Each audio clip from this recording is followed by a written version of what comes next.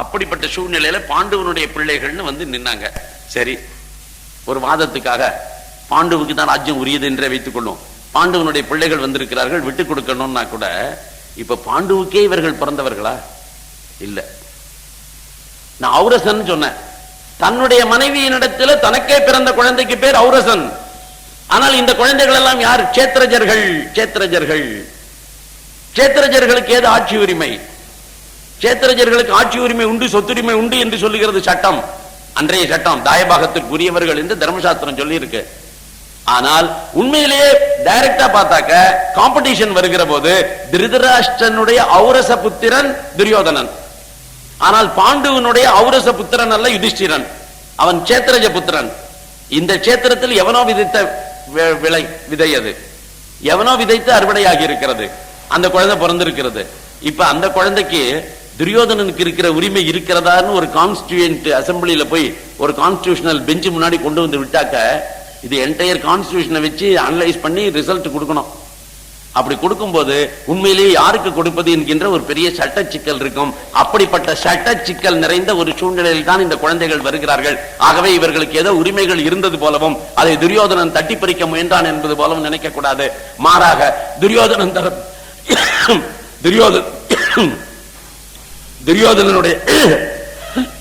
துரியோதனுடைய தரப்பு நியாயம் என்னவாக இருந்தது என்று சொன்னாக்க, தனக்கு நியாயம் இருக்கிறது, உரிமை இருக்கிறது, அரசுரிமையை தான் பெற்றே தீர்வேன் என்பதாக சொன்னான்.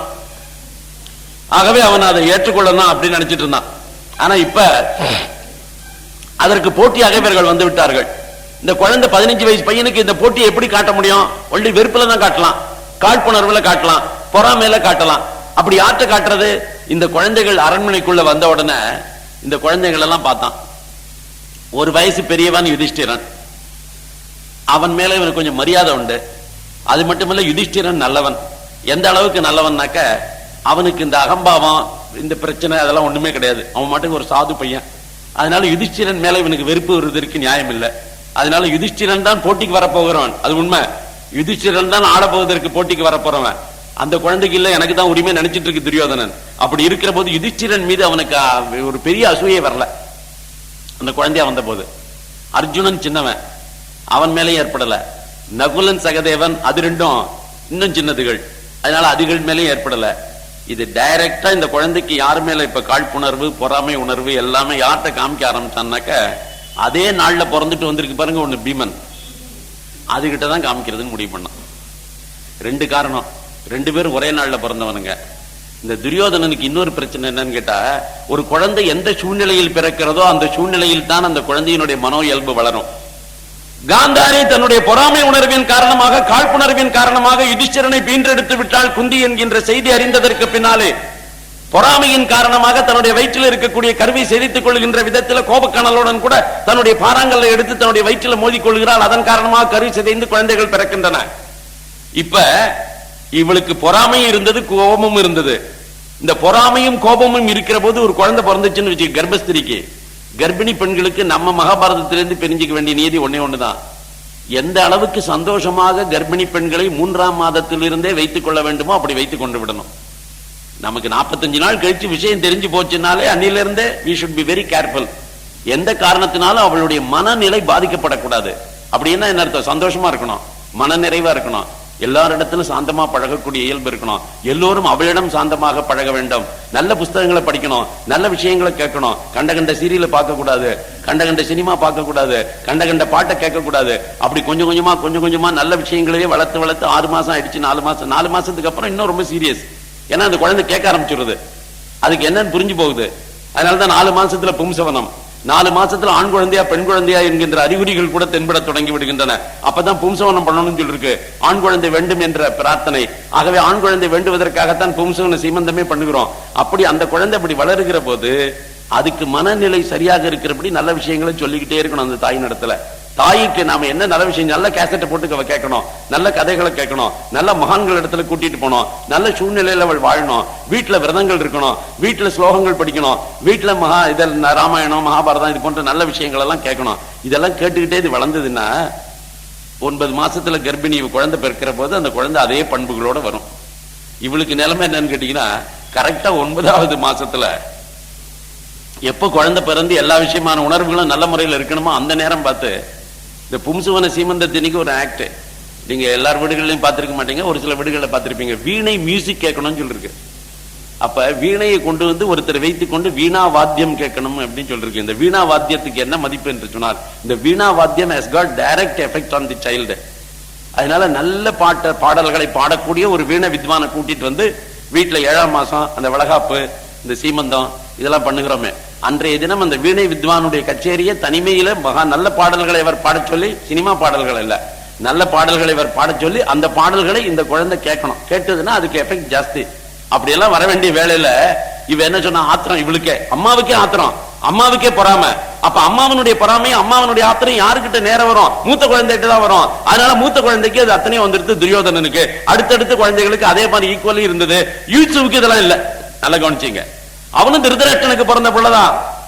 திருதராஷ்டிரன் ஒரு வைசிய பொண்ணோடு சம்பந்தம் வைத்திருந்தான், வேலைக்காரி. அவளுக்கு ஒரு குழந்தை பிறக்கிறது, யூச்சு என்று பெயர் என்று சொன்னேன். அவனும் திருதராஷ்டிரனுடைய புத்திரன் தான். ஆனால் திருதராஷ்டிரனுடைய புத்திரனான யூச்சு எல்லா நேரத்திலும் பாண்டவர்களோடு இருந்தான். கடைசியில மகாபாரத போர் வருகிற போது நீங்கள் பார்க்க போகிறீர்கள், குருட்சேத்திர போர்க்களத்தில் யுதிஷ்டிரன் ஒரு அறிவிப்பு கொடுப்பான்.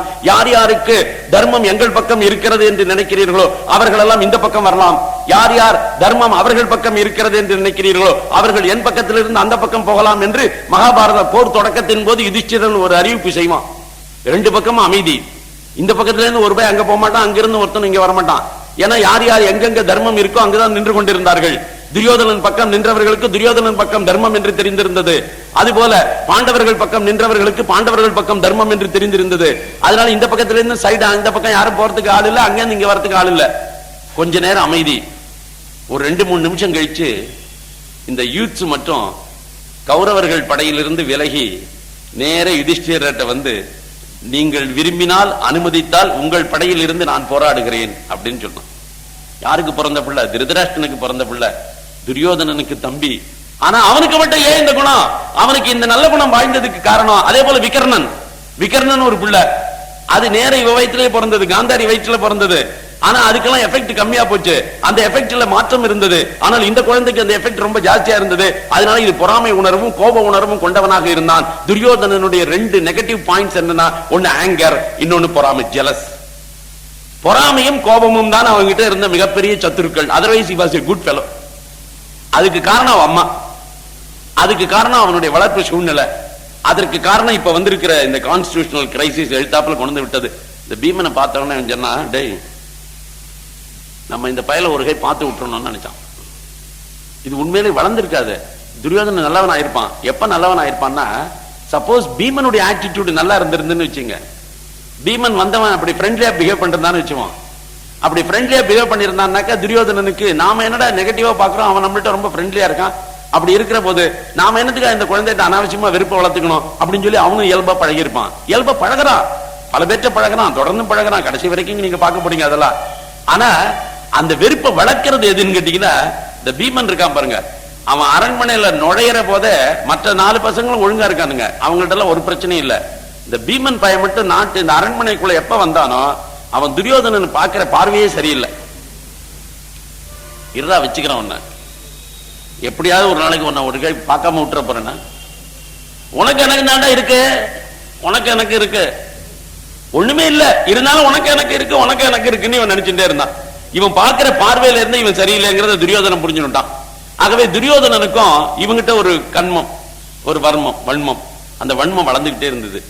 இந்த பையன் என்ன பண்ணா, இதுக்கெல்லாம் ஆரம்பம் யாருன்னு கேட்டீங்கன்னா துரியோதனன் இல்ல, இந்த அத்தனைக்கும் இந்த பீமன் தான் காரணம். எப்படின்னு கேட்டீங்கன்னா, பீமன் அரண்மனைக்கு வந்துட்டான், இங்க பழக ஆரம்பிச்சுட்டான். கொஞ்ச நாளைக்கு ஸ்கூலுக்கு போறதுக்கு இன்னும் டைம் இருக்கு, இன்னும் ஸ்கூலுக்கு எல்லாம் கொண்டு போய் விடுற டைம் ஆகல. அதனால கொஞ்ச நாளைக்கு எல்லாரும் இந்த ஃபெலோஷியல் அட்மாஸ்பியர்ல அக்வெண்ட் ஆகணுமே, அப்படி எல்லாரையும் இவங்க எல்லாம் வைக்கணும் அப்படிங்கிறதுனால பேசாம இருந்தார்கள். அப்படி இருக்கிற போது இனிமே இந்த குடும்பத்துல பலவிதமான கெட்டமான சூழ்நிலை எல்லாம் வரப்போகிறது என்று அறிந்து வியாசர் என்ன பண்ணார், சத்தியவதியையும் அம்பிகாவையும் அரண்மனையிலிருந்து, இனிமேல் எதிர்காலத்தில் நீங்கள் பார்க்கத்தகாத விரும்பத்தகாத பல சம்பவங்கள் நடைபெற இருக்கின்றன, ஆகவே இனிமேலும் கூட இந்த ராஜ்யத்தில் பற்றுதல் கொண்டு உங்கள் உறவினர்களிடத்தில் பற்றுதல் கொண்டு இங்க இருக்க வேண்டாம், ஆகவே நீங்கள் கானகத்திற்கு போவது நல்லது என்று சொல்லி வானப்பிரஸ்த ஆசிரமத்திற்கு அவர்கள் அழைத்து கொண்டு போய் விடுகிறார். ஆகவே சத்தியவதி எல்லாரும் பிளஸ் பண்ணிட்டு போயிடுறார். குந்தி வந்துட்டார், குந்தி விடோ, அவளுக்கு பேலஸ் அரேஞ்ச்மெண்ட் ஆயிடுச்சு, அவ பிள்ளைகளோடு இருந்துட்டு இருக்கா. அப்ப இந்த பசங்க எல்லாம் ஒன்னா சாப்பிட வருவானுங்க, டைனிங் ஹாலில் மட்டும் எல்லாம் மீட் பண்ணுவானுங்க. அவனுக்கு ரெசிடென்ஷியல் அக்காம்ப்ளிஷ்மெண்ட், பெரிய பணக்கார வீடுன்னா பாத்தீங்கன்னா அவனுக்கு தனித்தனி ரூம் இருக்கும். எங்க மீட் பண்ணுவாங்கன்னு கேட்டா டைனிங் ஹாலில் தான் மீட் பண்ணுவானுங்க. சமையக்காரி சமையல் பண்ணி கொண்டு டைனிங் டேபிள் வைப்போ, எல்லாம் டைனிங் டைம் வந்தோடனே எல்லாம் வரும். மற்றபடி அது ரூமுக்கு போயிடும், அதுக்கு ஒரு டிவி, அதுக்கு ஒரு பிளே கிரவுண்டு, அதுக்கு ஒரு இது எல்லாம் இருக்கும். விளையாடுறதுக்கு சில நேரத்தில் காமன் ஃப்ரெண்ட்ஸ், காமன் இது அந்த நேரத்தில் மீட் பண்ணுவாங்க. இதுதான் பெரிய பணக்கார வீடுகளில் வழக்கம். அதே போல இதெல்லாம் டைனிங் டேபிள்ல தான் மீட் பண்ணோம். இந்த சாப்பாடு வந்த உடனே இவன் என்ன பண்ணுவான், அந்த பீமன் இந்த 101 பிள்ளைங்களும் இங்கே சாப்பிடலாம் இல்லையா, 100 பிள்ளைகளும், இந்த 100 பிள்ளைகளும் சாப்பிடும்போது ஒன்று டைம் சாப்பிட்டுட்டே இருப்பான், பக்கத்தில் உட்காந்துட்டு 2 பேரும் அவனும் சாப்பிட்டே இருப்பான். வாயில் எடுத்து போட போவான், டபாலும் தட்டி விட்டுருவான். அந்த தட்டில் இருக்கிற அத்தனை சாதமும் கீழே கொட்டிடும். இவன் திருப்பி அடிக்க தெரியாது, ஏன்னா எல்லாரும் விட இவன் தான் பலசாலி, அதனால பேசாம இருந்துருவான். அதுக்கப்புறம் என்ன பண்ணுவான், எவ்வளவு விளையாட போலாம் வா அப்படின்னாக்கா தரன்னு என்ன பண்ணுவான், 2 பேரு 10 இந்த கையில 10 குழந்தைகளை பிடிச்சுமா, அந்த கையில 10 குழந்தைகளை பிடிச்சுமா. இந்த 10 தம்பி இந்த பக்கம், 10 தம்பி அந்த பக்கம், துரியோதன நாட்களை பிடிச்சி தரன்னு முட்டி தேய இழுத்துன்னு போவான். அதுகள்லாம் முண்டி அப்பதான் விளையாட இருக்கும்போது முட்டை கால் போட்டுன்னு வரும், அது முட்டி தேஞ்சிரும். முட்டி தேஞ்சு இங்கெல்லாம் சிராச்சு போயிடும். இதெல்லாம் இவன் பார்த்துக்கிட்டே இருந்தான் துரியோதனன். இவன் படாத பாடு படுத்துறான்னு சொல்லிட்டு அப்புறம் இன்னொன்னு என்ன பண்ணுவான், அந்த பீமன் எல்லாரும் குளிக்க போவாங்க. குளிக்க போன உடனே எல்லாரும் ஒழுங்கா குளிச்சுட்டு வருவாங்க. இவன் மட்டும் என்ன பண்ணுவான், இந்த துரியோதனன் தம்பிகள்ல இந்த பக்கத்துல 20 பேர், அந்த பக்கத்துல 20 பேரை தண்ணிக்குள்ள அமுக்கிடுவான். போட்டு தண்ணிக்குள்ள அமுக்கி அது மூச்சு திணறுங்கள். அதுகள் எப்ப மூச்சு திணறி உயிரே பிரியும் நினைக்கிறோமோ அப்பதான் விடுவான். அதுக்கப்புறம் அப்பாடான அதுகள்லாம் வெளியில வரும். அந்த மாதிரி ஒரு அடம் பண்ணுவான். இதெல்லாம் கேட்டா பால்ய சேஷ்டை. என்ன பண்ணுவான், பாவம் அது குழந்தை கொஞ்சம் பலமான குழந்தை, வேற ஒண்ணும் இல்ல, அது கொஞ்சம் பால்ய சேஷ்டை ஜாஸ்தியா இருக்கு. எப்படி இருக்கு பாருங்க, ஜஸ்டிஃபை பண்ணிட்டு இருந்தாங்க பெரியவங்க எல்லாம், பால்ய சேஷ்டை, அதனால என்ன பண்ண முடியும், அது குழந்தை அப்படிதான் இருக்கும், குறும்பா இருக்கும், அப்படி விளையாடுதுன்னு சொல்லிட்டு. அப்புறமா எல்லாரும் மரத்துல ஏறி பழம் பறிப்பாங்க. அப்படி பழம் பறிக்கிறதுக்காக எல்லாரும் மேல ஏறி இருப்பான். இவன் கீழே இருக்கிற இந்த பீமன் என்ன பண்ணுவான், ஒன்றுட்டு மரத்தை பிடிச்சி ஒரு உலுக்கிடுவான். ஒரு உலுக்குலிக்கினான்னா மேல இருக்கிற பழங்கள் மட்டும் இல்ல, எல்லாம் மேல இருக்கிற அத்தனை 50-60 குழந்தைகளும் டொப் டொப் டொப்னு விழுந்துரும். அது நல்ல ஹைட்ல இருக்கிற மரம். அந்த ஹைட்ல இருக்கிற மரத்தை கீழேந்து ஒரு ஆட்டுறதுல எல்லாம் விழுந்துரும். எல்லாம் விழுந்தா சிராச்சி காயம்பட்டு மண்டை உடஞ்சி எல்லாம் வரும். அப்புறம் 2 பசங்களை இந்த கையில பிடிச்சுமா, 2 பசங்களை இந்த கையில பிடிச்சுமா, விளையாட்டுக்கு தனமா என்ன பண்ணுவான், இந்த பொம்மைகளை மோதுற மாதிரி 2ஐயும் மோதுவான். இப்படி இந்த குழந்தையினுடைய மண்டைகள் அந்த குழந்தையினுடைய மண்டையில போய் முட்டும், அந்த மண்டைகள் இந்த மண்டையில முட்டும், 2க்கும் ரத்த காயம் வந்துடும். இந்த மாதிரி ஒரு நாள் இல்ல, 2 நாள் இல்ல, ரொம்ப நாள் நடந்துட்டு இருந்தது. துரியோதன் பொறுத்து பார்த்தான், பொறுக்க முடியல அவனால. இந்த பயலை ஒழிச்சுடணும், எனக்கு யுதிஷ்டிரன் எதிரி அல்ல, அர்ஜுனன் எதிரி அல்ல, நகுல சகதேவர்கள் எதிரி அல்ல, எனக்கு எதிரியாக இருக்கக்கூடியவன் இந்த பீமன் ஒருவன் தான். இந்த பீமன் அழிச்சிட்டேன்னா எதிர்காலத்துல ராஜ்யத்திற்கு போட்டியாக யுதிஷ்டிரன் ஒண்ணும் செய்ய முடியாது. ஏனென்றால் யுதிஷ்டிரன் என்னை விட பலம் குறைந்தவன், பலத்தில் என்னை விட விஞ்சக்கூடியவன் இந்த பீமன் ஒருவன் தான். ஆகவே நயவஞ்சகத்தினால் இவனை கொன்றுவிட வேண்டும் என்று முடிவு பண்ணான். அப்படி முடிவு பண்ண உடனே யாரை போய் கேட்கறது? அதனால இவனுக்கு தான் இந்த ஃப்ரெண்ட், பிறந்திருக்கிற 100 குழந்தைகள்ல ஒரு பையன் இவனுக்கு ரொம்ப பிரியமானவன், இவன் தம்பி துச்சாசனன் பேரு. அது ரொம்ப இதோட இருக்கும். துச்சாசனன் வேற இவன் வேற இல்ல, 2 பேரும் எண்ணத்தினால ஒண்ணு. அதே நேரத்துல வீட்டுல சகுனி இருக்கான். அந்த வீட்டுல சகுனி மாமா யாரு, காந்தாரியினுடைய தம்பி. அந்த காந்தாரியினுடைய தம்பி அங்க இருந்துட்டு இருக்கான், அவனும் அங்க இருந்துட்டு இருக்கான். அக்கான்னு சொல்லிட்டு அவனும் உறவு கொண்டாடின்னு அங்கேயே இருக்கான் ரொம்ப நாளா. அந்த சகுனிக்கு எப்பொழுதுமே இந்த குழந்தைகள் மீது ஒரு இது, நம்ம பிள்ளைக்கு நம்ம மனைவி தந்த சகோதரியினுடைய குழந்தைகளுக்கு தான் பட்டம் சூட்ட வேண்டும் என்று அவன் நினைச்சிட்டு இருக்கான். அப்படி பட்டத்திற்கு உரிமை இல்லாம போய்விடுமேன்னு சொல்லி பாண்டு மேலையும் பாண்டு குழந்தைகள் மேலையும் ஒரு ஆத்திரம் இருந்து கொண்டே இருக்கிறது. ஆனா இதே வீட்டுல இருக்கிறதுனால அவனுக்கு அது ரொம்ப நியரஸ்ட் பாயிண்ட்ல இருக்கான், அதனால ஆத்திரம் அதிகமா இருக்கு. அப்ப சகுனிட்ட போய் கேட்டான், மாமா இந்த பிரச்சனைக்கு என்ன தீர்வு? வேற ஒண்ணும் இல்லடா, எப்படியாவது கொன்னுடு அந்த பயல, அதான் இதுக்கு ஒரே தீர்வு. விளையாட கோட்டின்னு போய் கொன்னுடுனா. பிரமாண கோட்டின்னு ஒரு இடம். இந்த பிரமாண கோட்டிங்கிறது கங்கையினுடைய முகத்வாரத்துல ஒரு மிகப்பெரிய விஜிபி கோல்டன் பீச் மாதிரி ஒரு இடம். இதை எப்படி நீங்க கற்பனை பண்ணிக்கணும், விஜிபி கோல்டன் பீச் இப்ப எப்படி இருக்கோ அப்படி எல்லா விதமான விளையாட்டுகளும் உள்ளுக்குள்ள இருக்கும். ஆனா இங்க யாருக்கு அட்மிஷன்னாக்க ராயல் ஃபேமிலிக்கு மட்டும்தான் அட்மிஷன், எல்லாம் கண்டமா நுழைய முடியாது. ஆகவே இது கௌரவர்களுடைய அஸ்தினாபுரத்தினுடைய அரண்மனைக்கு சொந்தமான ஒரு விளையாட்டு மைதானம். அதே நேரத்தில் அந்த இடத்துல எல்லா விதமான விளையாட்டுகளும் இருக்கும், தண்ணீர் இருக்கும், கங்கை ஆறு பக்கத்துல ஓடிட்டு இருக்கு, அந்த கங்கை ஆற்றன் கரையிலேயே இது இருக்கு, கங்கை ஆறும் அங்க இருக்கு. அப்படிப்பட்ட இடத்துக்கு பேர் பிரமாண கோட்டின்னு பேரு. அந்த இடத்துல இவன் சொன்னா வாங்க எல்லாரும் போய் விளையாடுவோம்னா, ஒரு பிக்னிக் போலான்னா எல்லா பிள்ளைங்களும் போனாங்க. பிக்னிக்ல நல்ல சாப்பாட்டை தயார் பண்ணினா. இந்த பீமனுக்கு பலவீனம் என்னங்கிறத புரிஞ்சுட்டான் துரியோதனன். இந்த பயலை சாப்பாட்டாலே கொன்னுடலாம், வேற ஒண்ணும் செய்ய வேண்டாம், இவனுக்கு சாப்பாட்டுல இருக்கிற பலவீனத்தை வச்சு சாப்பாட்டால அடிக்கணும்னு முடிவு பண்ணான். நிறைய சாப்பாட்டை போட்டான். சாப்பாட்டை போட்ட உடனே இந்த பீமனுக்கு 2 விஷயம், ஒண்ணு சாப்பிடணும், தூங்கணும். இந்த 2 தவிர வேற ஒண்ணும் வாழ்க்கையில குறிக்கோள்னு ஒண்ணு இருக்கிறதா அவன் நினைக்கவே இல்லை. சாப்பிடுறது தூங்குறது, சாப்பிடுறது தூங்குறது. நிறைய சாப்பிட்டான். இவனே துரியோதனே பக்கத்துல இருந்து இன்னும் கொஞ்சம் போடு போடு, அவனுக்கு பிடிச்சதெல்லாம் போடு போடுன்னு சொல்லுவான். சரின்னு எல்லாத்தையும் போட்டான். சாப்பிட்ட உடனே குரன்னு தூக்கம் வந்து பரட்டை விட்டு தூங்கினான். தூங்கின உடனே இவன் என்ன பண்ணா, இந்த விஷ கொடிகள் எல்லாம் கட்டி வந்து இவன் உடம்புல இறுக்கி கட்டி அப்படியே தூக்கி கங்கை நீருக்குள்ள போட்டான். ஷாகுடா பயல அப்படின்னு சொல்லி. ஏன்னா தூக்கத்துல இருக்கான், உடம்புல என்ன கட்டினாலும் அதுக்கு தெரியல. அந்த அளவுக்கு சொரணை எடுத்து போய் எரும மாடு மாதிரி தூங்கிட்டு இருக்கு. அது தூக்கி போட்டு தொலை அப்படின்னு சொல்லி தூக்கி போட்டு தொலைச்சிட்டா என்னாச்சுன்னா, இவன் கட்டெல்லாம் விட்டு கொஞ்ச நேரத்துல வெளியில வந்துட்டான். இவன் வெளியில வருவானே இவன் நினைக்கல, போயிட்டான்னு நினைச்சிட்டு இருந்தான். ஒரு 2 hours கழிச்சு பார்த்தா வெளியில அவன் மாட்டு கரையில நடந்து போயிட்டு இருக்கான். ஒண்ணுமே தெரியாத போல நடந்து போயிட்டு இருக்கான். சரி, இவன் அடுத்தாப்புல எப்படிதான் அடிக்கிறதுன்னு பார்த்தான். ஒரே ஒரு வழிதான் இருக்கு. இவனை உறங்கும் போது நிறைய பாம்புகளை விட்டு கடிக்க சொல்லிட்டு செத்து தொலைஞ்சிருவான் அப்படின்னு சொல்லி ஒரு பாம்பு பிடாரனை கூட்டிட்டு வந்தான். அந்த பாம்பு பிடாரன்ட்ட ஏகப்பட்ட விஷப்பாம்புகள், எல்லா விஷப்பாம்புமா சேர்ந்து இவன் தூங்குறதுக்கு ஒரு இடத்துல எங்கேயோ ஒரு மரத்தடியில போய் படுத்துட்டுவான். அவன் மாட்டுக்கு ஆனந்தமா தூங்குவான் இயற்கை காற்றுல. அப்படி ஆனந்தமா தூங்கிட்டு இருக்கிற போது இந்த பாம்புகளை ஏவி விட்டான். அந்த பாம்புகள் எல்லாம் இவனை கடிச்சது. இதுல என்ன வேடிக்கைன்னாக்க, இது என்ன சாதாரண தோலா கடிச்சா உடனே விஷம் இறங்கும். ஆனா இதுகளுக்கு என்ன கடிச்சாலும் அதுகளுக்கு பல்லு வலிக்கிறதே தவிர இதுக்கு ஒண்ணுமே ஆக மாட்டேங்குது.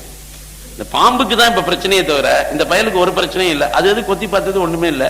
இது கொத்துக்கிறது, ஆனா விஷம் இறங்க மாட்டேங்குது. அப்படி கொத்துக்குது விஷம் இறங்கல, கொத்துது விஷம் இறங்கல, திரும்ப திரும்ப கொத்திட்டு இருந்தவனா அவன் என்ன கொசு கடிக்குது எங்கன்னு சொல்லிட்டு அவன் அப்படி கண்ணை முழிச்சு பார்த்தா பாம்பெல்லாம் கடிச்சிட்டு இருக்கு. உடனே எல்லா பாம்பையும் பிடிச்சி அப்படி அப்படியே கீழ்ச்சி தூக்கி எறிஞ்சிட்டான். எல்லா பாம்பையும் கொலை பண்ணி போட்டான். இந்த பாம்பு பிடாரனையும் ஒரு சாகடிச்சுட்டு வந்து முடிஞ்சுட்டான். சரி, இந்த இதுலயும் விட்டான். அடுத்தாப்புல என்ன பண்ணான், சகுனி சொன்னா, அந்த காலக்கூட விஷயம்னு ஒண்ணு இருக்கு, அந்த காலக்கூட விஷயத்தை சாப்பாட்டுல கலந்து கொடுத்துரு. இந்த சாப்பாட்டுல கலந்து கொடுத்துட்டா இவன் காலி ஆயிடுவான், நீ கவலைப்படாதன்னா.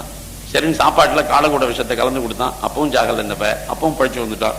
அதுக்கு அடுத்தாப்புல என்ன பண்ணலாம்னா, ஃபைனலா ஒரே ஒரு அட்டெம்ப்ட் பண்ண, நிச்சயமா இந்த பயலை ஒழிச்சுடலாம். அது என்ன தெரியுமா, கங்கை நதிக்கு கூட்டிட்டு போ. அதே இடத்துல பிரமாண கோட்டிலேயே அந்த கங்கை நதியில எல்லாரும் நல்ல சாப்பாடு போடு.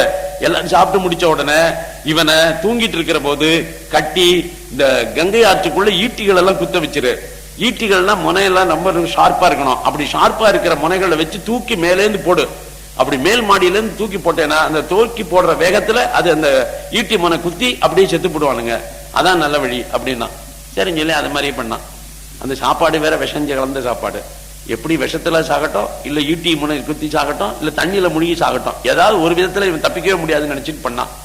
அவன் என்ன பண்ணா, இந்த தூக்கி போட்டவன் மேல இருந்து போட்டவன் என்ன பண்ணா, நேரம் அந்த ஈட்டி மேலதான் போட்டான். விழுந்ததையும் இவன் ஈட்டிக்கு அந்த வெளியில விழுந்துட்டான்.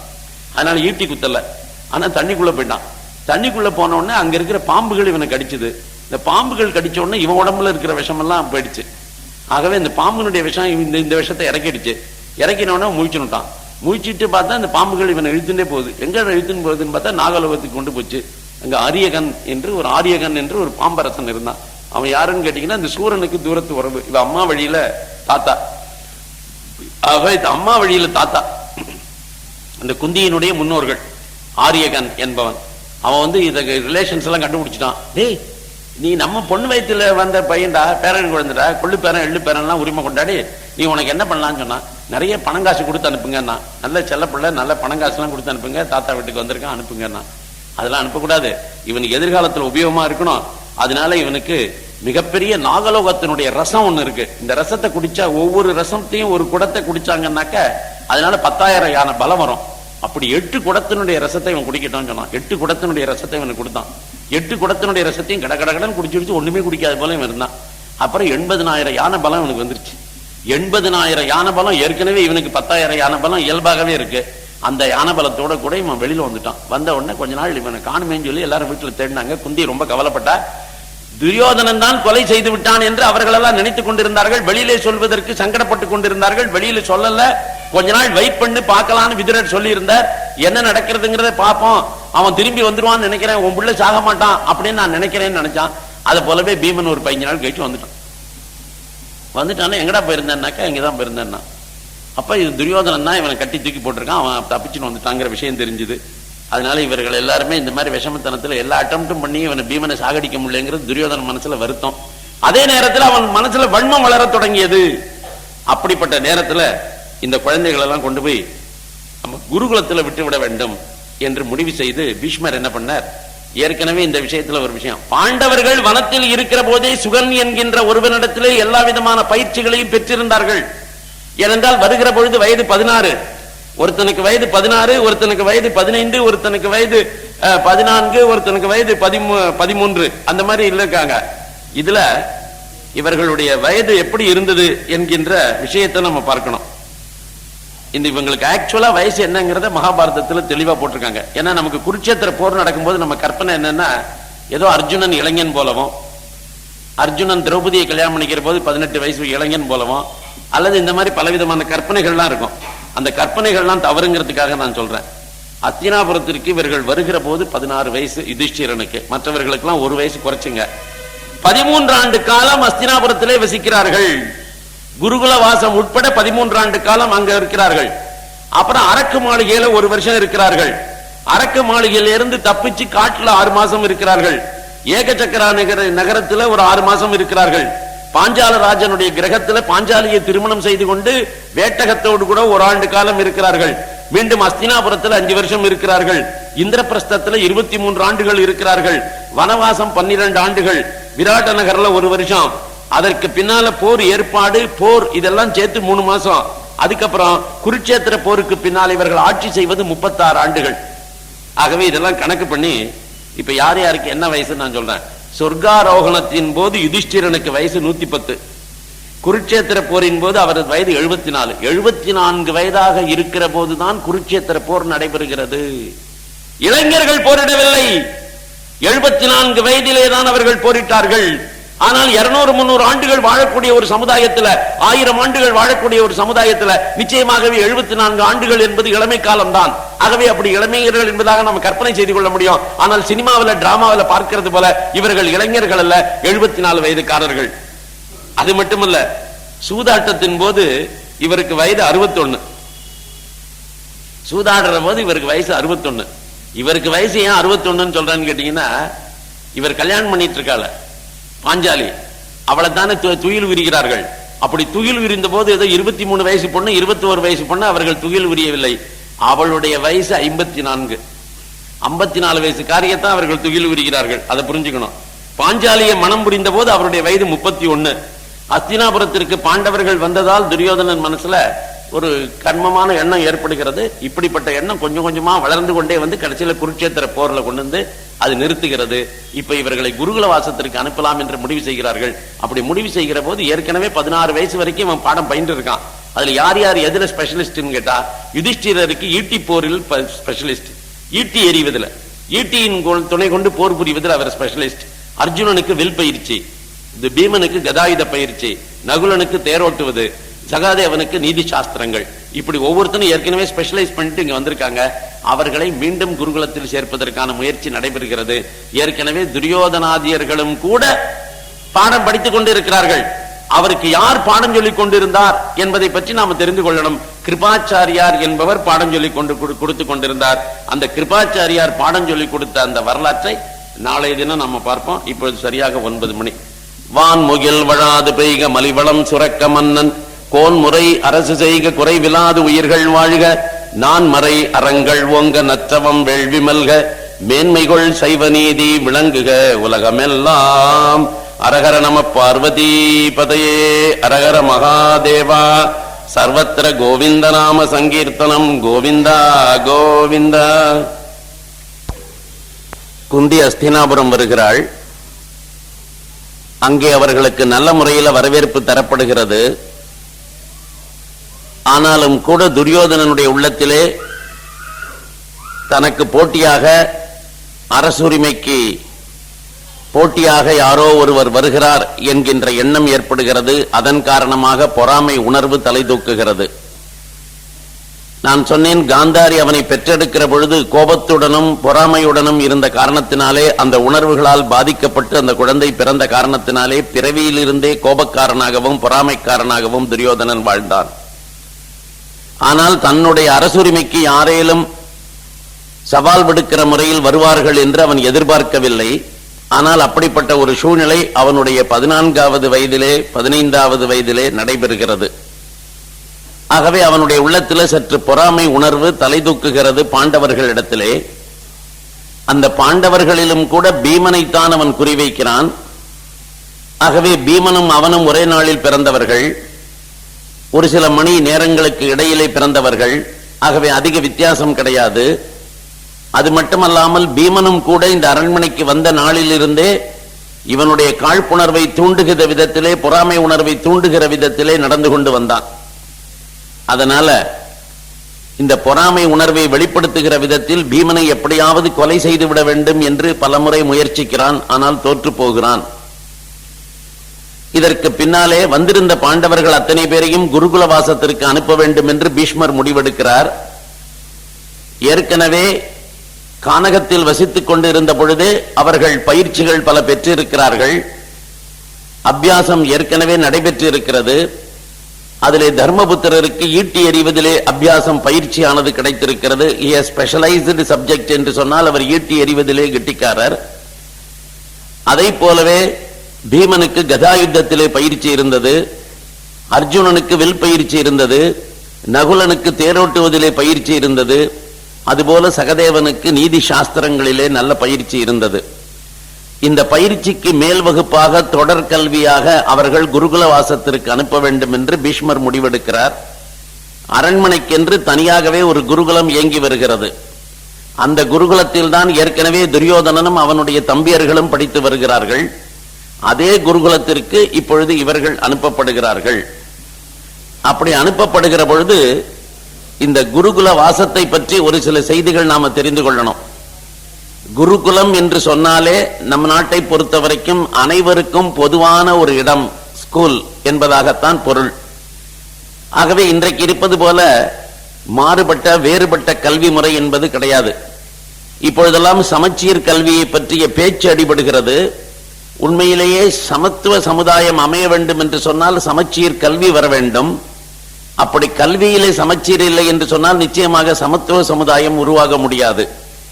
ஏனென்றால் சமத்துவ சமுதாயம் என்பது மனோபாவத்திலே சமத்துவத்தை கொண்டு வருவதற்கு பெயர் தான் சமத்துவ சமுதாயம். சமத்துவ சமுதாயம் என்று சொன்னால் உயர்ந்தவர்கள் அத்தனை பேரையும் தாழ்த்தி வைத்து, தாழ்ந்தவர்கள் அத்தனை பேரையும் உயர்த்தி வைத்து, இரண்டு பேரையும் ஒரு நிலையில் வைப்பது என்பது நடைபெறுகிற காரியம் அல்ல. ஏனென்றால் பொருளாதார ஏற்றத்தாழ்வுகள் இருந்து கொண்டேதான் இருக்கும், கல்வியில் ஏற்றத்தாழ்வுகள் இருந்து கொண்டேதான் இருக்கும், திறமையில் ஏற்றத்தாழ்வுகள் இருந்து கொண்டேதான் இருக்கும், பிறப்பினாலே ஏற்றத்தாழ்வுகள் இருந்து கொண்டேதான் இருக்கும். இதை யாரும் மாற்றி அமைக்க முடியாது. ஏதாவது ஒன்றில பிறப்பினாலே நீங்கள் மாற்றி அமைப்பதற்கு முயற்சி பண்ணினாலும் கூட வேறொரு வடிவத்திலே பிறப்பிலே அந்த ஏற்றத்தாழ்வு வந்து விடுகிறது. இப்பொழுது ஜாதியினாலே ஏற்றத்தாழ்வுகள் கூடாது என்று சொல்கிறார்கள். ஆனால் பணபலத்தினாலே இன்றைக்கு ஏற்றத்தாழ்வுகள் இருக்கின்றன. ஒரு குழந்தை பணக்கார வீட்டிலே பிறக்கிறது, முதலமைச்சர் வீட்டிலே பிறக்கிறது, அமைச்சர் வீட்டிலே பிறக்கிறது, தொழிலதிபர் வீட்டிலே பிறக்கிறது. அதுவும் ஒரு சாதாரண வறியவனுடைய ஆசிரியனுடைய வீட்டிலே பிறக்கிற குழந்தையும் சமம் அல்ல. அவர்கள் சமமாக இருக்கவும் முடியாது. ஏனென்றால் பொருளாதார நிலையிலே இவனுடைய நிலை உயர்ந்தது, அவனுடைய நிலை தாழ்ந்தது. இது பிரத்யட்சமான நிலைமை. அப்படி இருக்கிற பொழுது இந்த சமத்துவம் சமத்துவம் என்பதாக இகலிட்டேரியன் சொசைட்டி என்பதாக ஒன்றை உருவாக்குவதற்கு நாம முயற்சி செய்கிறோமே, அந்த முயற்சி மனோபாவத்தில் மாற்றத்தை கொண்டு வருவதற்கான முயற்சியாகத்தான் இருக்க முடியும். அதனாலதான் கம்யூனிஸ்டுகள் எல்லாம் சமத்துவத்தை பற்றி பேசுகிற பொழுது அவர்கள் இந்த விஷயத்தை புரிந்து கொள்ளணும். எவ்வளவு எந்தெந்த நாடுகளில் எல்லாம் சோசியலிசம் கம்யூனிசம் எல்லாம் நடைமுறைப்படுத்தப்பட்டனவோ அந்த தேசத்திலும் இந்த ஏற்றத்தாழ்வுகள் இருந்து கொண்டேதான் இருக்கின்றன. ஏற்றத்தாழ்வுகள் அற்ற ஒரு சமுதாயத்தை உலகத்தில் யாராலுமே நிர்மாணிக்க முடியாது. ஏன்? இந்த பிரபஞ்ச சிருஷ்டியினுடைய ஒரு லட்சணமே வேறுபாடுகள். ஆகவே வேறுபாடு, ஏற்றத்தாழ்வு, உயர்வு, தாழ்வு என்பது, ஏற்றம் இறக்கம் என்பதுதான் இந்த சிருஷ்டியிலேயே இருக்கிறது. மேடு இருந்தால் பள்ளம் இருந்தே தீர வேண்டும். ஆகவே மேடு ஒன்று இருந்து பள்ளம் இல்லாமல் இருக்க முடியாது, பள்ளம் மட்டுமே இருக்கவும் முடியாது. ஆகவே மேட்டையும் பள்ளையும் சமமாக்குவது என்பது நடைமுறை சாத்தியம் அல்ல. ஆகவேதான் ஒரு கம்யூனிஸ்ட் கவர்மெண்ட் இயங்கக்கூடிய ரஷ்யாவில் கூட அதே கம்யூனிஸ்ட் கட்சியை சேர்ந்திருக்கக்கூடிய காம்ரேட் என்று சொல்லக்கூடிய தோழன் என்பதாக சொல்லக்கூடியவர்கள் எல்லாம் இவர் தோழர் அவர் தோழர் என்பதாக தோழமை பாராட்டினாலும் கூட அந்த பியூன் தோழர் வெளியிலே நிற்கத்தான் வேண்டும், ஸ்டூலிலே உட்கார்ந்து கொண்டு இருக்கத்தான் வேண்டும். அந்த பிரைம் மினிஸ்டர் தோழர் உள்ளுக்குள்ளே நிச்சயமாக ஏர் கண்டிஷன் ரூம்ல அங்க இருக்கக்கூடிய சேரில் உட்கார்ந்து கொண்டுதான் இருக்க வேண்டும். இவர்கள் இடத்துல ரெண்டு பேருக்கும் இது கம்யூனிஸ்ட் கட்சி, அந்த அரசாங்கம் அமைத்திருக்கிறது, ஆகவே நீ பியூன் வெளியில இருக்கக்கூடாது, ஆகவே என் பக்கத்தில் ஒரு சேரை போட்டு உட்கார்ந்து கொண்டு இரு என்று சொல்லி புத்ததேவ பட்டாச்சாரியாவும் சொல்லவில்லை. மேற்கு வங்காளத்துல ஜோதிபாசும் அப்படி சொல்லவில்லை. ஆகவே ஜோதிபாசனுடைய அரசாங்கத்திலும் அதான் நிலைமை, புத்ததேவ பட்டாச்சாரியாவினுடைய அரசாங்கத்திலும் அதான் நிலைமை, ஸ்டாலின் இருந்த போது ரஷ்யாவிலும் அதே நிலைமை, லெனின் இருந்த போதும் இதே நிலைமைதான். ஆகவே இதை நாம் என்ன புரிந்து கொள்ள வேண்டும் என்றால், சமத்துவ சமுதாயத்தை எங்கிருந்து உருவாக்குவது என்று சொன்னால் மனோபாவத்தில் உருவாக்க வேண்டும். என்னை போன்ற அவனும் ஒரு மனிதன், எனக்கு பசி இருக்கிறது, தாகம் இருக்கிறது. அதுபோல இன்னொரு மனிதனுக்கும் கூட நிச்சயமாக பசி தாகம் இருக்கும். எனக்கு நோய் ஏற்படுகிறது, அதுபோல அந்த நோயினாலே வேதனை ஏற்படுகிறது. அதுபோலவே அவனுக்கும் நோய் ஏற்பட்டது என்று சொன்னால் அதனாலே வேதனை ஏற்படும். ஆகவே நோய்க்கு நான் மருந்து வாங்கி சாப்பிடுகிறேன். என்னிடத்திலே பொருளாதார பலம் இருக்கிறது, ஆனால் அவனிடத்திலே நோய்க்கு மருந்து வாங்கி சாப்பிடுவதற்கான பொருளாதார பலம் இல்லை. ஆகவே அவனுக்கு உதவி செய்ய வேண்டியது என்னுடைய கடமை என்பதான உணர்வு வருகிறது. அது எப்பொழுது வர முடியும் என்று சொன்னால் இந்த சமத்துவம் என்கின்றது மனோபாவத்தில் வர வேண்டும். மனிதர்களாகிய நாம் அத்தனை பேரும் பரமாத்மாவனுடைய சிருஷ்டி. ஆகவே இறைவனுடைய குழந்தைகள், நாம் அத்தனை பேரும் சகோதரர்கள். இந்த உணர்வு எந்த அளவுக்கு வளர்கிறதோ அந்த அளவுக்கு நம்முடைய சமுதாயத்தில் சமத்துவம் என்பதாக ஒன்று நிலை பெறும். இதை எது ஊட்ட முடியும்? கல்வி ஒன்றுதான் ஊட்ட முடியும். ஆனால் நம் நாட்டில் இருக்கக்கூடிய குருகுல கல்வியில் மட்டும்தான் இது நடைமுறைப்படுத்தப்பட்டதே தவிர சாதாரண இன்றைக்கு இருக்கக்கூடிய கல்வி முறையில், ஜனநாயகத்தில் ஏற்படுத்திருக்கப்பட்டிருக்கிற கல்வி முறையில் இது கிடையவே கிடையாது. நான் இங்கு அம்பாளை பற்றி பேசுவதற்காக நவராத்திரியின் போது வந்திருந்தேன். அப்பொழுது கூட கோடிட்டு காட்டினேன் இந்த விஷயத்தை. அதாவது இப்பொழுது எப்படிப்பட்ட கல்வி முறை இருக்கிறது? நம்ம எல்லாருக்கும் ஒரே விதமான கல்வி கிடைக்கிறதா என்றால் இல்லை. ஒரு குழந்தை பப்ளிக் ஸ்கூலுக்கு போறது, கிறிஸ்டியன் பப்ளிக் ஸ்கூல் அதுக்கு போகிறது. அதே போல சில பிரைவேட் இண்டஸ்ட்ரீஸ் எல்லாம் நடத்துகிறார்கள், அவர்களுடைய ஸ்கூலுக்கு போகிறது. அந்த பப்ளிக் ஸ்கூல்ல அது படிக்கிறது. அதனுடைய கல்வி ஸ்டாண்டர்ட் தனி, அதனுடைய வாழ்க்கை தரம் தனி, அதனுடைய அணுகுமுறை தனி, அதனுடைய வகுப்பறை தனி. ஏர் கண்டிஷன் கிளாஸ் ரூம் இருக்கக்கூடிய எஜுகேஷனல் இன்ஸ்டிடியூஷன்ஸ் இருக்கின்றன. ஏர் கண்டிஷன் கார்ல ஏறி, அந்த போர்ட்டிகோவில் ஏறி, வீட்டு போர்ட்டிகோவில் ஏறி, அங்க ஸ்கூல் போர்ட்டிகோவில் இறங்கி அங்கு படித்து விட்டு திரும்ப அதே கார்ல ஏறி வீட்டு போர்ட்டிகோவில் வந்து இறங்கக்கூடிய குழந்தைகளுக்கு சமுதாயத்தோடு எந்த விதமான ஒட்டும் கிடையாது, உறவும் கிடையாது. ஆகவே அவர்கள் சமுதாயம் என்றால் என்னவென்றே தெரியாது. அவர்கள் என்ன நினைத்துக் கொண்டிருப்பார்கள்? உலகத்தில் எல்லோருமே இப்படித்தான் ஏசியில் போய் கொண்டிருக்கிறார்கள் போல இருக்கிறது. ஆகவே எல்லா குழந்தைகளும் இப்படித்தான் போகும், இப்படித்தான் படிக்கும். ஏனென்றால் அவர்கள் பார்க்கக்கூடிய குழந்தைகள் அந்த ஸ்கூல்ல இருக்கக்கூடிய கேம்பஸ்ல இருக்கக்கூடியவர்கள் எல்லாம் அப்படியே இருக்கிறார்கள். அப்படிப்பட்ட ஒரு கல்வி. சோ அந்த குழந்தைக்கு நிச்சயமாக ஒரு ஏழை நடத்துல பரிவு ஏற்படாது. அவர்களுக்கு வாழ்க்கையினுடைய தாரதமியங்கள் எல்லாம் புரிந்திருப்பதற்கான வாய்ப்பு இல்லை. அதே போல இன்னொரு ஸ்கூல் என்ன, கேந்திரிய வித்யாலயா, சென்ட்ரல் ஸ்கூல் என்பதாக. அதனுடைய எஜுகேஷனல் ஸ்டாண்டர்ட் இன்னும் கொஞ்சம் கூடுதல். இதுல சென்ட்ரல் கவர்மெண்ட் சர்வெண்ட்ஸ், அந்த ரேஞ்சில் இருக்கக்கூடியவர்கள், டிரான்ஸ்பரபிள் போஸ்ட், அப்படி இருக்கிற குழந்தைகள் எல்லாம் அங்கு போய் படிக்கின்றன. அந்த கல்வி தரம் வேறு. State board syllabus, state school, அதுல படிக்கக்கூடிய குழந்தைகள். இதுல ஸ்டேட் எய்டட் ஸ்கூல்ஸ், அதே நேரத்தில் ஸ்டேட் கவர்மெண்ட்டுக்கே சொந்தமாக இருக்கக்கூடிய ஸ்கூல். இதுல state aided school is better than the state government school. ஆகவே ஸ்டேட் கவர்மெண்ட் ஸ்கூல்னா ஒரு ரெஸ்பான்சிபிலிட்டியும் கிடையாது. வந்தாலும் வருவார் வாத்தியார், வராவிட்டாலும் பரவாயில்லை. அவருக்கு பிளாக் போர்டு இருந்தாலும் இருக்கும், இல்லாவிட்டாலும் இல்லை. சாக்பீஸ் இருந்தாலும் இருக்கும், இல்லாவிட்டாலும் இல்லை. லைப்ரரி இருந்தாலும் இருக்கும், இல்லாவிட்டாலும் இல்லை. லேபரட்டரி இருந்தாலும் இருக்கும், இல்லாவிட்டாலும் இல்லை. அப்படிப்பட்ட சூழ்நிலையில் அந்த குழந்தைகள் படிக்கின்றன. இந்த கார்பரேஷன் பஞ்சாயத்து ஸ்கூல்ல சில குழந்தைகள் படிக்கும், அதுகளுக்கு எதுவுமே கிடையாது. அதுகள்லாம் வெறும் ஆலமரத்தடியில, அரச மரத்தடியில எங்கேயாவது ஒரு இடத்துல ஸ்கூல் என்பதாக ஒரு கிராமத்தில் நடத்துவார்கள். என்னைக்காவது ஒரு நாள் வாத்தியார் வருவார். வாத்தியார் பாதி நேரம் இருக்க மாட்டார், அவர் தன்னுடைய சொந்த வேலையை கவனித்துக் கொண்டிருப்பார். அப்படிப்பட்ட கிராமங்களுக்கு எந்த விதமான எஃபெக்டிவ் சூப்பர்விஷனும் கூட எதுவும் கிடையாது. அப்பேற்பட்ட நிலையில் அவர்கள் கல்வி பயில்கிறார்கள். இதுதான் கல்வி முறையில் இந்த வேறுபாடுனா, இதுல சமத்துவத்தை கொண்டு வர முடியல. வாழ்க்கையில இருக்கக்கூடிய இருப்பிடத்திலாவது நம்ம சமத்துவத்தை கொண்டு வந்திருக்கிறோமா என்றால் அங்கேயும் கொண்டு வரவில்லை. வேடிக்கை, பணக்காரர்கள் இருக்கக்கூடிய லோகாலிட்டிக்கு பேர் போஷ் லோகாலிட்டி. மெட்ராஸ்ல போயஸ் கார்டன், போயஸ் கார்டனுக்கு ஒரு சாதாரண குடிமகன், சென்னையில் இருக்கக்கூடிய ஒரு சாதாரண நடுத்தர குடிமகன் போக முடியுமா? போக முடியாது. ஏன்? போஷ் கார்டனுக்குள்ள இவன் போக வேண்டும் என்று சொன்னால், போயஸ் கார்டனுக்குள்ள இவன் போக வேண்டும் என்று சொன்னாலே அவனுக்கு நிச்சயமாக ஒரு கார் இருக்க வேண்டும். அதுவும் கூட சாதாரண காராக இருந்தால் உள்ள விட மாட்டான். போயஸ் கார்டனுக்குள்ள அப்படி தப்பி தவறி வேறு யாராவது நடைபாதையில் நடந்து வருகிறார்கள் என்றால் சந்தேகப்படக்கூடியவர்களாக சந்தேக கேஸ்ல புக் பண்ணிடுவான். நீ எதுக்காக இந்த ரோடு வழியா வந்த? உனக்கு இந்த வீட்டு, இந்த போயஸ் கார்டன்ல இந்த அம்மா வீட்டு வாசல்ல ஏன் நடந்துட்டு இருக்க? அப்படி 1000 கேள்வி கேட்டு உங்களை பிடிச்சி உள்ள தள்ளிடும். போயஸ் கார்டன்ல வசிப்பதற்கென்று ஒரு ஸ்டேட்டஸ் தேவைப்படுகிறது. போயஸ் கார்டனில் நடப்பதற்கென்றே ஒரு ஸ்டேட்டஸ் தேவைப்படுகிறது. போயஸ் கார்டன்னா என்னன்னே பல பேருக்கு தெரியாது. அந்த மாதிரி டெல்லியில ஒவ்வொரு ஊர்லயும், நாரிமன் பாயிண்ட் எங்கேயோ, பாம்பேல அங்க கிரேட்டர் கைலாஷ், எத்தனையோ இடங்கள். நீங்க டெல்லிக்கு போனாலும் சரி, மும்பைக்கு போனாலும் சரி, இல்லைன்னா சென்னைக்கு வந்தாலும் சரி, கல்கட்டாவுக்கு போனாலும் சரி, இது எல்லா இடங்களிலும் இப்படிப்பட்ட பாஷ் லொக்காலிட்டி, பணக்காரர்கள் மட்டுமே வாழக்கூடிய இடம். ஏழைகளுக்கு அந்த இடம் எப்படி இருக்குன்னு கல்கத்தாவில் இருக்கிற ஏழைகளுக்கே தெரியாது. ஏனென்றால் அவர்கள் என்னைக்குமே அதை பார்த்திருக்க மாட்டார்கள். ஆகவே வாழ்கிற வாழ்க்கை முறையில இருக்கிற இருப்பிடத்தினாலே வேறுபடுத்தி விடுகிறோம். அதுக்கப்புறம் என்னாச்சு? HIG group, higher income group, அவனுக்கெல்லாம் ஒரு பிளாட்ஸ், அது தனியா இருக்கான். Middle income group MAG flats, அவன் தனியா இருக்கான். லோயர் இன்கம் குரூப், அவனுக்கு தனி LIG பிளாட்ஸ், அவன் தனியா இருக்கான். இந்த லாஸ்ட் கிரேட் கவர்மெண்ட் சர்வெண்ட் அவனுக்குன்னு ஒரு தனி காலனி, அவன் இருக்கிற இடம். அதை தவிர எந்த வசதியும் இல்லாம இந்த எந்த குரூப்லயுமே தேராம சரின்னு சொல்லி ஒவ்வொரு ஊர்லயும் ஒண்ணு இருக்க, அதுல சாதாரண குடிசை அடிப்படை வசதிகள் இல்லாமலே வாழ்ந்து கொண்டு இருக்கக்கூடிய ஏராளமான மக்கள். இப்படி நம்முடைய சமுதாயம் வாழ்கின்ற வாழ்க்கை முறையில இருக்கின்ற இருப்பிடத்தினாலே பிரிந்து கிடக்கிறது, பெறுகின்ற கல்வியினாலே பிரிந்து கிடக்கிறது. அப்பொழுது எப்படி சமத்துவம் வரும்? இந்த சமத்துவம் என்பது மனோபாவத்தில் வர வேண்டும். அதை வரவழைப்பதற்கு எல்லா பிள்ளைகளும் ஒரே கல்வி மையத்திற்கு, ஒரே கல்விக்கூடத்திற்கு, ஒரே கேம்பஸிற்கு வந்தால்தான் அந்த கல்வியானது சமச்சீராக கொடுக்கப்பட முடியும். ஒரே ஸ்டாண்டர்ட் எஜுகேஷன் எல்லோருக்கும் கொடுக்கப்பட வேண்டும். அப்ப எல்லா குழந்தைகளும் எல்லா குழந்தைகளோட பழகும். அப்ப பணக்காரனுக்கு ஏழையினுடைய அருமை புரியும், ஏழைக்கு பணக்காரனுடைய அருமை புரியும், அவர்கள் எல்லோருமே இணைந்து வாழ முடியும். அப்படிப்பட்ட குருகுல கல்வி முறை இந்த தேசத்தில் மட்டும்தான் இருந்தது. இந்த சமத்துவம்னாக்க மற்ற எந்த இதனாலையும் சமத்துவத்தை கொண்டு வர முடியாதுங்கிறதுக்கு எனக்கு ஒரு அனுபவம் ஏற்பட்டது. ஒரு முறை மஞ்சரியில ஒருத்தர் எழுதியிருந்தார், இது அவருடைய வாழ்க்கை அனுபவம். அதை அப்படியே நான் மனசுல பதிஞ்சு வச்சுட்டு இருந்தேன். அதாவது அவர் ஒரு நாளைக்கு அந்த காலத்துல எல்லாம் இந்த இப்ப திருவள்ளுவர் டிரான்ஸ்போர்ட் சொல்றானோ என்ன சொல்றான்னு தெரியாது எனக்கு எக்ஸாக்ட்லி. கவர்மெண்ட்ல ஸ்டேட் பஸ் அப்படின்னு ஒன்று இன்ட்ரடியூஸ் பண்ணியிருந்தாங்க. இந்த ஸ்டேட் பஸ்ல போறதே அந்த காலத்துல ஒரு ஸ்டேட்டஸ் தான். சாதாரண பஸ்ல ஏறி போறதை விட ஸ்டேட் பஸ்ல ஒரு 10 ரூபா கூட டிக்கெட் இருக்கும். ஆனா இந்த ஸ்டேட் பஸ்ல இருக்கைகள் கொஞ்சம் பெட்டரா இருக்கும். ஸ்டேட் பஸ் இன்ட்ரோடியூஸ் பண்ணின புதுசுல நான் சொல்றேன், அது கொஞ்சம் பெட்டரா அரேஞ்ச்மெண்ட் எல்லாமே நல்லா இருக்கும். இப்ப அதுக்கு ஈக்குவலா வேற பஸ் எல்லாம் வந்திருக்கும். அப்ப அந்த பஸ்ல டிராவல் பண்ணக்கூடிய ஒரு ஆள் 2 பேர் ஒரு ஊர்ல இருந்து இன்னொரு ஊருக்கு போய் கொண்டு இருக்கிறார்கள். அப்படி 2 பேரும் வெள்ளை பேண்ட் ஷர்ட் எல்லாம் போட்டு நீட்டா ஃபுல்லா எல்லாம் போட்டிருக்காங்க. 2 பேரும் உட்காந்துருக்காங்க பக்கத்து சீட்டு.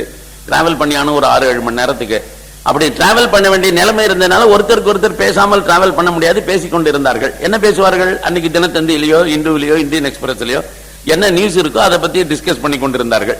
2 பேரும் பேசிக்கிட்டே போனாங்க. ஒரு இடத்துல டீ குடிக்கிறதுக்காக பஸ்ஸை நிறுத்தினாங்க. இவர் 2 பேருமே ரொம்ப இன்ட்ரெஸ்டிங்கா ஈக்குவலா பேசிட்டு இருக்காங்க. 2 பேரும் ஆல்மோஸ்ட் ஒரு ஃப்ரெண்ட்ஸ் ஆயிட்டாங்க 3 மணி நேரத்துல. அப்புறம் அங்க இறங்கின உடனே டீ சாப்பிடறதுக்காக போகிற போது இவர் டீ சாப்பிட போனார் ஒரு நபர். அப்ப இன்னொரு நபரையும் டீ சாப்பிடறதுக்காக அவர் கூப்பிடும் போது சொன்னார், உங்க பேர் என்னங்க, நீங்களும் கொஞ்சம் டீ சாப்பிட வாங்கலாம் அப்படின்னு சொல்லி இன்ட்ரோடியூஸ் பண்ணார். அவர் பேரை சொன்னார். இது வரைக்கும் பேர் கூட கேட்காம தான் பேசிட்டு வந்திருக்காங்க. அப்படி போய் டீ சாப்பிட போகிற போது அவர் கேட்டார், பை த பை நீங்க எங்க ஒர்க் பண்றீங்க அப்படின்னு இவர் கேட்டார்.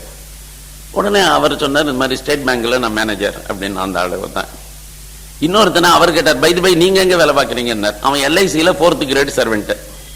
எல்ஐசியில 4th கிரேட் சர்வெண்ட்டுக்கு அந்த காலத்துல சம்பளம் கூடுதல், அதனால அவனுக்கு ஸ்டேட்டஸை பொறுத்த வரைக்கும் பிரச்சனை இல்லை, பணங்காசுல அவனுக்கு இருக்கு. அதனால தான் நல்ல பேண்ட் போட்டிருக்கான், நல்ல ஷர்ட் போட்டிருக்கான், இதே பஸ்ல டிராவல் பண்றான். இவன் மேனேஜரா இருந்தாலும் அவனுடைய இன்கம் இவனுடைய இன்கம் பெரிய வித்தியாசம் கிடையாது. ஆனா இவன் எல்ஐசியில ஒரு சாதாரண last grade government 4th grade servant தெரிஞ்ச உடனே இவருடைய ஹோல் ஆட்டிடியூட் இப்ப மாறிடுச்சு. இது வரைக்கும் இவனை சமமா நினைச்சு பேசினதே தப்பு அப்படிங்கிற முடிவுக்கு இந்த ஆள் வந்துட்டான். அதனால என்ன பண்ணா, மேற்கொண்டு டீ எல்லாம் சாப்பிட்டான், பே பண்ணா. 2 பேரும் வெளியில வந்தாங்க, பேசிக்கவே இல்லை. இந்த ஆளை பேசுறதே நிறுத்தி விட்டான். அதுக்கப்புறம் என்ன நினைச்சிட்டான், சேச்சே போய் இந்த ஆள்கிட்ட நான் இவ்வளவு நேரம் பேசிட்டு வந்தேன், நான் என்னமோ எனக்கு ஈக்குவலா அவனும் எங்கேயாவது மேனேஜரா இருப்பான், எங்கேயாவது ஒரு பெரிய ஆபீசரா இருப்பான், இல்லைன்னா ஒரு இதுல இருப்பான், அப்படின்னு கவர்மெண்ட் ஆபீசரா இருப்பான், அப்படி எல்லாம் நினைச்சுக்கிட்டு இல்ல பேசிட்டு வந்துட்டேன். போய் ஒரு பியூன்ட்டே நான் பேசிட்டு வந்திருக்கேன் இவ்வளவு நேரம் அப்படின்னு அந்த ஆள் நினைக்க ஆரம்பிச்சுட்டான். இதை அவர் தன்னுடைய அனுபவமாக எழுதியிருந்தார். இதுல இருந்து நமக்கு என்ன புரியணும்னாக்க, நீங்க பஸ்ல 2 பேரும் இருக்கைகளில் சமமாக உட்கார்த்து வைத்தால் சமத்துவம் வந்து விடாது.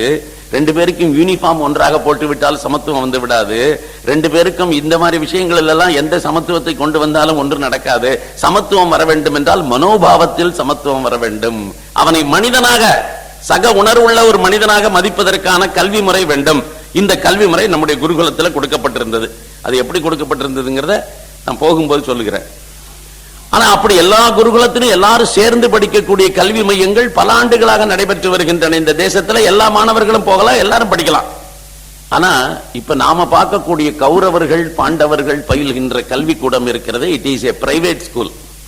என்ன பிரைவேட் ஸ்கூல்னா, இந்த கௌரவர்களுடைய ஹஸ்தினாபுரத்தினுடைய ராயல் ஃபேமிலிக்கு சொந்தமான ராயல் மிலிட்டரி அகாடமி அது. சோ அந்த ராயல் மிலிட்டரி அகாடமியில எஜுகேஷன் யாருக்குன்னா, இந்த ராயல் ஃபேமிலி சில்ட்ரனுக்கும் இதுக்கு ஈக்குவலா இருக்கக்கூடிய வேற நாடுகள்ல இருக்கக்கூடிய அதே ஸ்டேட்டஸ்ல இருக்கக்கூடியவனுக்கு தான். இன்டர்நேஷனல் ஸ்கூலுங்கிறாங்க பாருங்க. இப்பெல்லாம் வருஷத்துக்கு ஒரு 50 லட்சம் அல்லது 10 லட்சம் 2 லட்சம் 5 லட்சம் வசூல் பண்ணிக்கிட்டு அவங்க எஜுகேஷன் கொடுக்கறாங்க இல்லையா, அந்த மாதிரி அந்த ஈக்குவல் ரேஞ்சில் இருக்கக்கூடியவர்களுக்கான எஜுகேஷன் கொடுக்கக்கூடிய ஒரு இடம். அதுல குறிப்பா சத்திரியர்களுக்கான எஜுகேஷன். எப்படிப்பட்ட சத்திரியர்கள்? இந்த குருவம்சத்தில் இருக்கக்கூடிய சத்திரியர்களுக்கு ஈக்குவலா மற்ற எந்த நாட்டிலேயாவது இருந்து படிக்கணும்னு இங்க வந்தான்னா படிக்க வரலாம். ஆனா மெயினா it is meant for these children, இந்த குழந்தைகளுக்காக பகிர்ந்துக்கப்பட்ட ஒரு குருகுலம். இந்த குருகுலத்தை பீஷ்மர் அங்க வச்சிருந்தார். அந்த குருகுலத்துல தான் ஏற்கனவே துரியோதனாதியர்கள் படித்துக் கொண்டிருந்தார்கள். இப்பொழுது பாண்டவர்களும் அதுல அட்மிட் ஆனாங்க. இதுக்கு வாத்தியார் யார், இந்த ஸ்கூலுக்கு ஹெட்மாஸ்டர் யார், பிரின்சிபால் யார், அப்படி ஸ்கூலுடைய கல்விக்கூடத்தினுடைய தலைமை ஆசிரியர் யார் என்பதாக நம்ம பார்த்தோம் என்று சொன்னாக்க, கிருபாச்சாரியார் என்பவர் இதற்கு பாடசாலை ஆசிரியராக இருக்கிறார். இந்த கிருபாச்சாரியார் எப்படி பிறந்தவர் என்றால், நதி மூலம் ரிஷி மூலம் பார்க்க கூடாதுன்னு நம் நாட்டுல ஒரு பழமொழி இருக்கு. ஆனா உண்மையிலேயே ரிஷி மூலம் நதி மூலம் பார்க்க கூடாதுங்கிற பழமொழியை நாம எவ்வளவோ முறை பயன்படுத்தி கொண்டிருந்தாலும் கூட, இதுல நதி மூலம்னால என்ன நமக்கு தெரியாது, ரிஷி மூலம்னால என்னன்னு தெரியாது. அதாவது ரிஷிகள் எப்படி பிறந்தார்கள் என்பதை பற்றி நாம கவலைப்படக்கூடாது. ஏனென்றால் அவர்களுடைய பிறப்பு சர்ச்சைக்குரியதாகவே இருக்கும். பெரும்பாலான ரிஷிகளுடைய பிறப்பு என்பது சர்ச்சைக்குரிய பிறப்பாகவே இருந்திருக்கிறது. அதனால அதை பற்றி நாம கவலைப்படக்கூடாது. அவனுடைய குவாலிட்டி, அவனுடைய குவாலிபிகேஷன், அவன் சமுதாயத்துக்கு என்ன செய்கிறான் தருகிறான் என்பதை வைத்து மட்டும்தான் ஒரு ரிஷியை எடை போட வேண்டுமே தவிர அவனுடைய பிறப்பை பற்றி கவலைப்படக்கூடாது என்று சொல்வார்கள். அதற்காகத்தான் நதி மூலம் ரிஷி மூலம் பார்க்க கூடாது என்கின்ற ஒரு பாரம்பரியமான ஒரு பழமொழியை நம்மிடத்தில் நிலவுகிறது. இதுல இவர் எப்படி பிறந்தவர், இந்த கிருபாச்சாரியார் என்று சொன்னாக்க, இவ அப்பாவுக்கு பேரு சரத்வான் அப்படின்னு சொல்லிட்டு ஒரு பெரிய மகரிஷி, கௌதம மகரிஷியினுடைய பிள்ளை. அந்த கௌதம மகரிஷியினுடைய பிள்ளை சரத்வான் என்பவர் ஒரு முறை ரொம்ப தபசெல்லாம் பண்ணினார். இந்த தபசெல்லாம் பண்ணுகிற போது யாருக்கு சங்கடம் வரும்னு கேட்டீங்கன்னா, யாராவது ரொம்ப டீப்பா தபஸ் பண்ணினாங்கன்னா அதனால டிஸ்டர்ப் வரக்கூடிய ஒரே ஒரு நபர் இந்த இந்திரன்கிறவன் தான். இந்த எல்லா புராணங்களையும் நீங்க பாத்தீங்கன்னா, யாராவது ஒருத்தன் தபஸ் பண்ணுகிறான்ங்கிற தகவல் அவனுக்கு போய் சேரும். அவர் ரொம்ப கடுமையான தபஸ் பண்ணுகிறார், துருவனுடைய சரித்திரத்தில் வருகிறது, இப்படி எல்லா இடத்துலையும் வரும். அது என்ன வரும்னாக்கா, அந்த இன்ஃபர்மேஷன் இந்திரனுக்கு போன உடனே ஒரு கால் இவன் தன்னுடைய பதவியை பறிப்பதற்காகத்தான் தபம் செய்கிறானோ என்கின்ற சந்தேகம் அவனுக்கு வரும். ஏன் அப்படி சந்தேகம் வருதுன்னாக்க, இந்திரன்கிறது ஒருத்தனுடைய பெயர் இல்லை, இது முதல்ல புரிஞ்சுக்கணும். இந்திரன் வந்தான், இந்திரன் போனான், இந்திரன் செய்தான் என்று பல புராணங்கள்ல பல இதிகாசங்கள்ல இருக்கிற போது நாம என்ன முடிவுக்கு வரணும்னா, இந்திரன் என்பது ஒரு குறிப்பிட்ட நபர் அல்ல, இந்திரன் என்கின்ற போஸ்டில் இருக்கிறவர். இப்பொழுது நான் ராஷ்டிரபதியோடு பேசிக் கொண்டிருந்தேன் அப்படின்னு சொன்னாக்க, you must ask me which ராஷ்டிரபதின்னு கேட்கணும். அப்படி இல்லைன்னா அந்த நேரத்தில் இருக்கிற ராஷ்டிரபதியோடு பேசுற அளவுக்கு எனக்கு தகுதி இருந்தா அந்த நேரத்தில் ராஷ்டிரபதின்னு சொல்லலாம். இல்ல முன்னாள் ராஷ்டிரபதியோட பேசிட்டு இருந்தேனாங்கிறது தெரிஞ்சுக்கலாம். அப்படி இல்லைன்னா ஒரு காலத்துல ராஷ்டிரபதியாக இருந்த ஒருத்தரோட அப்ப இருந்த போது பேசினேன் சொல்லி, ராஷ்டிரபதி வந்தார் ராஷ்டிரபதி போனார்னாக்க அது ராஷ்டிரபதிங்கிற போஸ்டை தான் குறிக்கிறது. அப்பொழுது ஸ்பெசிபிக்காக தெரிஞ்சுக்கணும்னா யார் அந்த நேரத்தில் ராஷ்டிரபதியாக இருந்தார்களோ அவர்கள் பெயரை தெரிஞ்சுக்கணும். ஆனா மோஸ்ட் ஆஃப் தி டைம்ல the PM told today, the Prime Minister of India today told அப்படின்னு ஒரு நியூஸ் புல்லட்டின்ல சொன்னார்னாக்க ஆட்டோமேட்டிக்கலி இட் இஸ் அண்டர்ஸ்டுட். அந்த நேரத்தில் யார் பிரைம் மினிஸ்டரா இருந்தாரோ அவன் ஒவ்வொரு நேரத்திலையும் பிரைம் மினிஸ்டர் நரசிம்மராவ் டோல்டு அப்படின்னு சொல்லணுங்கிற அவசியம் இல்லை. அப்ப பிரைம் மினிஸ்டர் சொல்லிட்டா ஆட்டோமேட்டிக்கலி நமக்கு என்ன ஒரு அண்டர்ஸ்டாண்டிங்னா, இப்ப யார் பிரைம் மினிஸ்டர் இருக்காரோ அவர் பேசினார், அவர் சொன்னார்னு அர்த்தம் நம்ம புரிஞ்சுப்போம். இதை போல இந்திரன் சொன்னான், இந்திரன் செய்தான், இந்திரன் வந்தான்னாக்க அந்த இந்திரன் என்பவன் அந்த நேரத்தில் எவன் இந்திரனாக இருக்கிறானோ அப்படி. இந்த இந்திர பதவிக்கு டென்யூர் உண்டா, டேர்ம் உண்டா, எத்தனை வருஷத்து டேர்ம், இது 5 இயர் டேர்மா, 6 இயர் டேர்மா, 7 இயர் டேர்மா அப்படின்னு பாத்தீங்கன்னாக்க இந்த டேர்முக்கு பிக்சடு டைமே கிடையாது. இந்த இந்திரன் போஸ்ட்ல எவ்வளவு நாள் வேணாலும் இருக்கலாம். எது நாள் வரைக்கும் இருக்கலாம்னு கேட்டீங்கன்னா, இன்னொருத்தன் இதே மாதிரி தபஸ் பண்ணி உன்னை கீழே தள்ளி விடுறதுக்கு வர வரைக்கும். அதுக்கு ஒரே ஒரு சேலஞ்ச் எங்கேருந்து வர முடியும்னா, இன்னொருத்தன் எவனோ பூலோகத்துல தவம் பண்ணி அந்த தவத்தின் காரணமாக அவன் இந்திர போஸ்டுக்கு ஆஸ்பயர் பண்ணி அவனுக்கு அந்த குவாலிபிகேஷன் ஃபுல்லா கிடைச்சிருது, எலிஜிபிலிட்டி வந்துருச்சுன்னாக்க அவன் இங்க வந்துருவான், ஆட்டோமேட்டிக்கா நீ போயிடுவ, அந்த மாதிரி போஸ்ட்ல இருந்து போயிடணும். அதனால யாராவது ஒருத்தன் எங்கேயாவது தவம் பண்றான்னாக்க எவன் அந்த போஸ்ட்ல இருக்கானோ அந்த இந்திரனுக்கு பயம் வந்துடும். அப்படி இந்திரனுக்கு பயம் வந்தது. இந்த சரத்வான்ங்கிற மகரிஷி ரொம்ப பெரிய தபஸ் பண்ணுகிறார், அதனால இந்திரன் போஸ்டுக்கு தான் ஆஸ்பயர் பண்றார் போல இருக்கு. அதனால இவருடைய தபசை கெடுத்து விடணும். அடுத்தாப்புல அவன் என்ன செய்வான், விஸ்வாமித்திரருடைய தபசை கெடுத்தான். இந்த மாதிரி எல்லாம் தேவலோகத்திலிருந்து ஆள் அனுப்புவாங்க. ஆகவே இவனுடைய தபசை கெடுக்க வேண்டும் என்பதற்காக அவன் என்ன பண்ண, ஜாலவதி அப்படின்னு ஒரு பெண்ணை நியமித்தான். என்னன்னு, இந்த பெண்களுக்கு, அதாவது மனிதன் எவ்வளவுதான் உயரலாம், ஆனால் எவ்வளவுதான் உயர்ந்தாலும் கூட மனிதன் விழக்கூடிய இடம் ஒன்னே ஒண்ணுதான் உலகத்திலேயே, அது பெண் இடத்துலதான். ஆகவே மனிதன் எங்கு உயர்ந்தாலும் சரி, எந்த தேசத்தில் உயர்ந்தாலும் சரி, இப்ப அமெரிக்காவில எல்லாம் நம்ம ஊர்லயாவது இந்த இதுக்கு ஒரு குவாலிபிகேஷன், நம்ம ஊர்ல வேடிக்கை பாருங்க, இவ்வளவு கல்ச்சர் பேசுறோம் நாம. நம்ம ஊர்ல இருக்கிற அரசியல்வாதிக்கு சின்ன வீடு செட்டப் பண்ணியிருந்தான்னா அது குவாலிபிகேஷன். அவனுக்கு கோபாலபுரத்துல ஒரு வீடு, கிரீன்வேஸ் மயிலாப்பூர்ல அந்த பக்கத்துல ஒரு வீடு இருந்துச்சுன்னா அது ஒரு ஸ்டேட்டஸ் சிம்பல். ரெண்டு பேரும் இந்த ஃபங்க்ஷனுக்கு அழைச்சின்னு போலாம், அந்த ஃபங்க்ஷனுக்கு அவங்க அழைச்சின்னு போலாம், எந்த ஃபங்க்ஷனுக்கு வேணாலும் அழைச்சின்னு போலாம், தப்பு தவிர ரெண்டு பேரையும் கூட ஒரே ஃபங்க்ஷனுக்கு அழைச்சின்னு போலாம். அதுல ப்ராப்ளமே இல்ல. அது ஒரு டிக்னிட்டி, நம்ம ஊர்ல கௌரவம் அது. ஆனா வேடிக்கை, இது வெளிநாடுகள்ல இன்னைக்கு கௌரவம் ஆக்கல. சப்போஸ் பை சான்ஸ் அமெரிக்கன் பிரசிடென்ட்டுக்கு யாரோடையாவது